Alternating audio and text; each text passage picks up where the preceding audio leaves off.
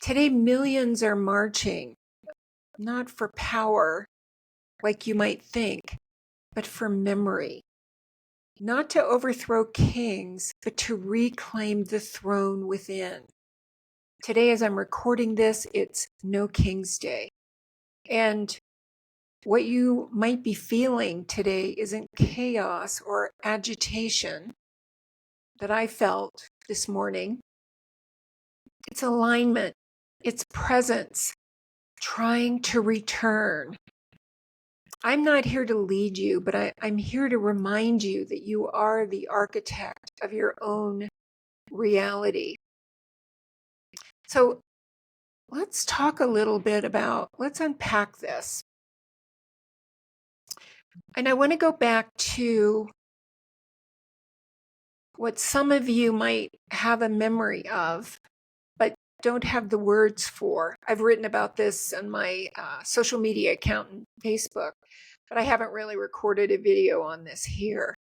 I just happen to remember other lives. I remember pre-Atlantis. I remember Lemuria. I remember three distinct lives in Atlantis, including my last life in Atlantis when the flood came, the final flood came and the temple walls crumbled. And some of you may have memories. I've talked to some of you and you have. Some of you may hold this as a memory. And today it's being activated.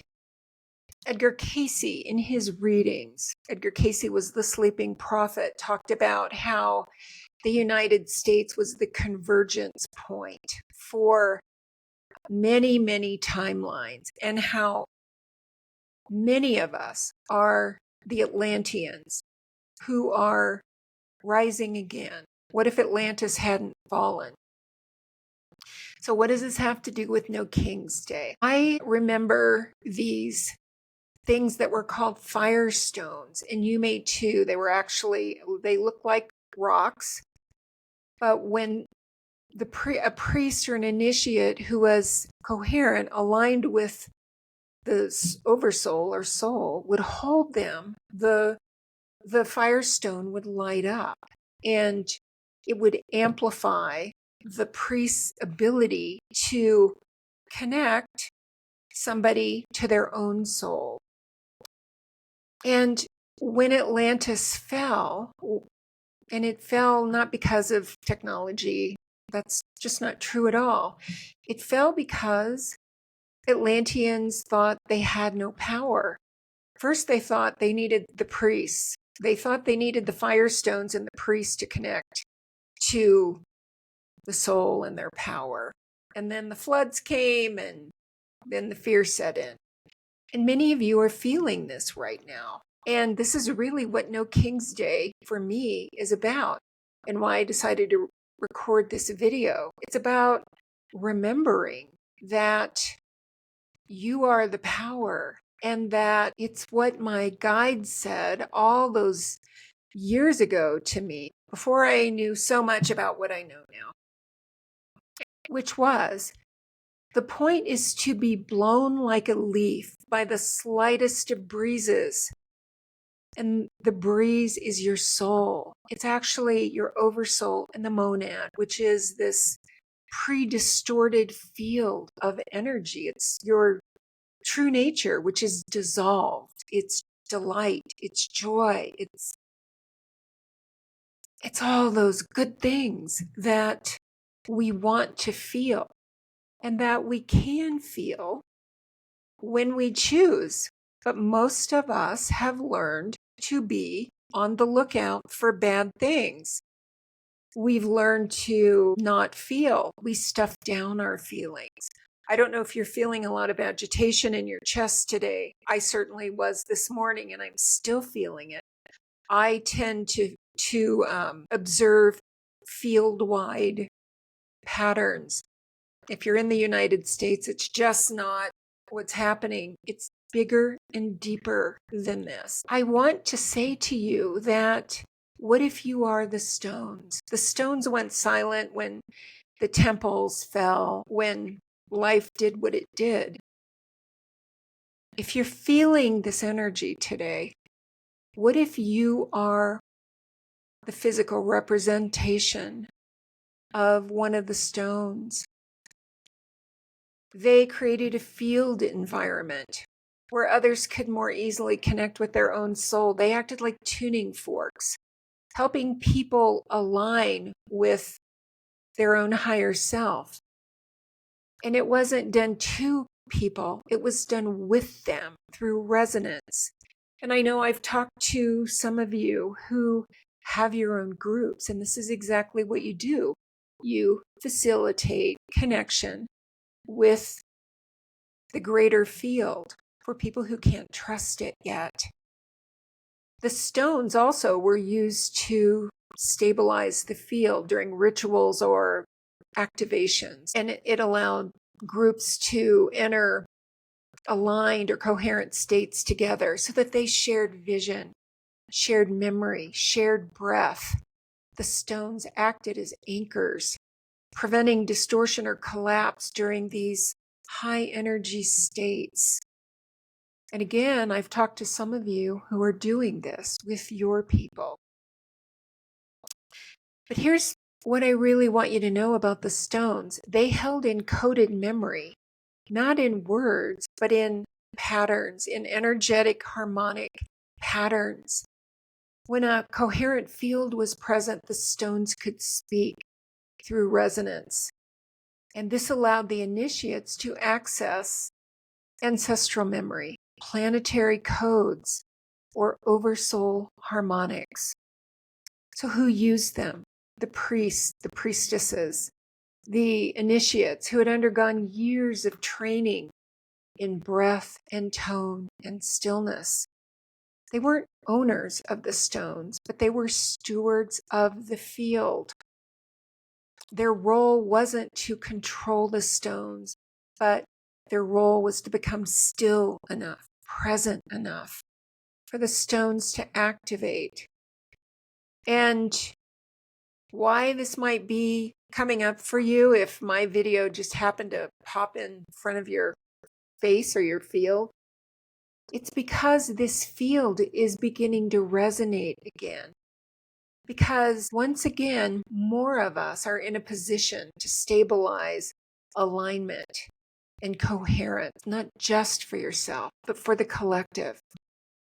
Because the stones are reactivating now, not as field harmonics. Why the United States? Edgar Cayce spoke of the reincarnation of Atlantean souls in America, the reactivation of Atlantean technologies and consciousness. He said that Atlantean consciousness would rise again in the U.S. Why the United States? Because the United States was seen as a karmic convergence point, a place where souls from many lineages would gather to work out unresolved patterns. And isn't that what we're seeing? Who's right? Who's wrong? Some people are stuck in hate and division and blame, and others are living in compassion and caring and kindness. The U.S. carries the archetype of freedom, of sovereignty and experimentation. These were the Atlantean ideals. And because the U.S. is a field where distortion and coherence are both amplified, it's a perfect mirror for Atlantean memory to emerge. Many people are beginning to remember the Atlantean field, not in words necessarily, and you may not have a lived body memory of timelines as I do, but you may be feeling it in feelings, in dreams, and in energetic shifts, because the field is calling those who carry the memory of coherence, alignment, to step forward, not to rebuild Atlantis, but to stabilize the new. So, is this a call to alignment, to presence? If you're feeling activated today, yes. This distorted energy isn't a punishment, it's a signal. It's the field saying, wait a minute, remember, stabilize, breathe. It's not asking for rebellion. It's asking for resonance.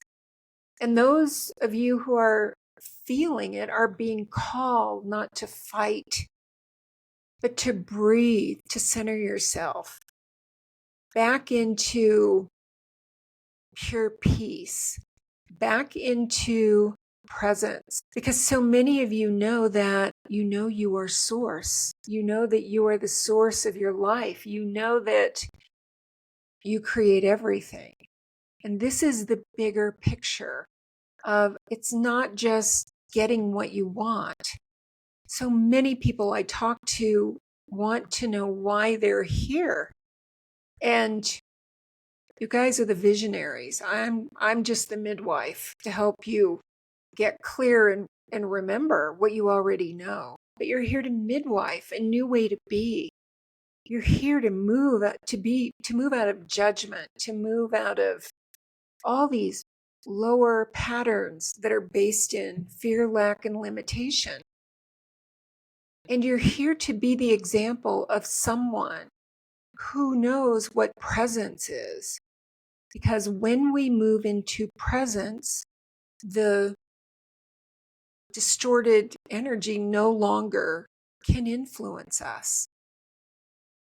It's like breathing. We breathe in distortion. We breathe in fear. We breathe in fear, lack, and limitations. We remember that everything we want is already here and that we all are it already. And we remember that presence is the doorway to everything. And also we remember that we don't need control. I think Matthias DeStefano talked in some video about the sixth dimension and how in that dimension we literally architect reality with resonance, focus and resonance. And that's what you're doing. You are a firestone. You are a field stabilizer. You become the gateway to other dimensions, accessing what many are speaking to now as galactic intelligence. Dr. David Clements is talking about this. Some of you may be working with interstellar intelligence, your gateway. And some of you, as firestones, are healing instruments. I've talked to some of you who are healers. You realign someone else's field because everything is energy. It just appears solid because of our brains and how we translate it.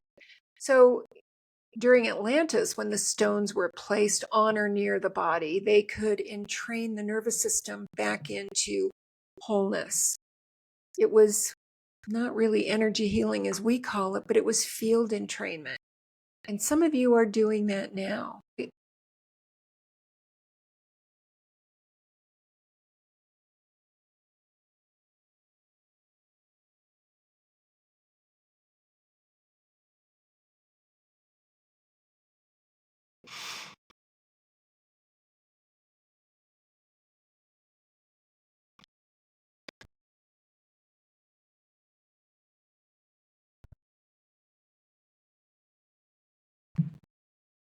I know this is not your typical video on manifesting or creating your life, but I'm here to remind you that you're here for a much bigger reason. You're here to architect a new reality. And that when we sink into this place of peace, utter presence, stillness, in the body, not outside, but in the body, we become the force that dissolves the fear. We become the force that entrains others. We become the force that has access to many other memories on many other planets and dimensions, because you all have that. I have some of those. But now is the time when all this stuff gets activated. So if you just think you're dealing with your stuff and you're challenged, that's really not what's happening. So today, on No King's Day, I want to remind you that the throne is within you, and that you don't need a priest or a priestess or someone else to align you with your power. You do it right now, in the moment, with your breath.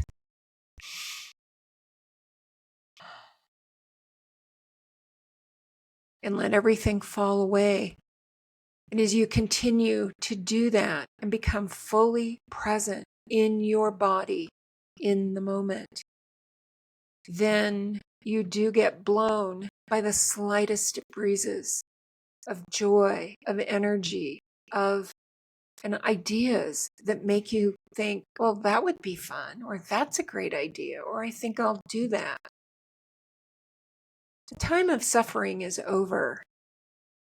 We don't need anybody to legislate what we already are. You are already powerful.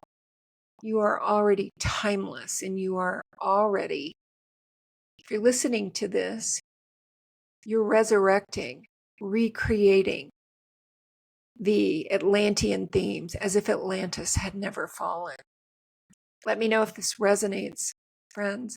I'm Wanda Vitale, and I'm the creator of the Empowered Empaths and the Reality Architects. And I'm the lucky person that gets to remember my own many, many lives and make sure, since most of them were pretty awful, that it doesn't happen again. And that's why I started this channel, The Reality Architects, because you're here to remember how it's done the easy way, with harmonics, with frequency.